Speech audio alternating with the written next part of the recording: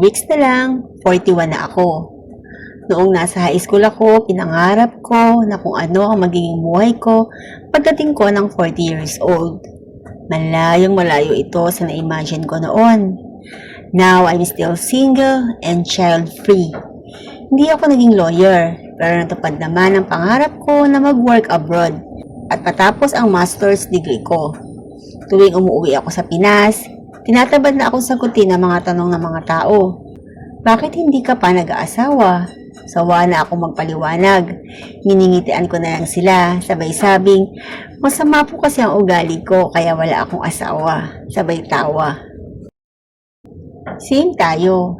I am 35 now at lagi nilang sinasabi na bakit wala pa daw akong asawa at anak. Ayoko naman talagang magkaanak. It's just my preference. Yes, gusto kong mag-asawa, pero nawala na rin ako ng gana. Parang ang hirap na kasi ng buhay ngayon. At ang importante sa lahat ay masaya ka. Same here. 44 na ako. Sabi ko dati nung high school ako, gusto ko na magkapamilya at the age of 25. Lumipas na yung 25, eto, single pa din ako at may 2 fur babies. Di na din ako umaten ng mga reunion kasi yan lagi ang mahiwagang tanong bakit wala pa akong asawa at anak. Hanggang sa sila na di ang napagod at tinigilan ako. Almost 40 na din ako. Single, child-free. Hindi naman sana big deal ang pagiging single, pero may mga tao kasi sa paligid natin na minsan magpapaisip sa'yo na baka kulang ka, baka may mali sa'yo. Pero hindi naman talaga. Ewan ko ba, pero naniniwala pa din ako na may tamang timing para sa lahat, even sa love life. Ako din child-free. Mas happy pa nga kapag single ka. Tapos yung mga tita ko, kung tawagin ako, matandang dalaga. Akala mo naman sila nagkaroon ng magandang buhay nung nag-asawa. We have our own choice.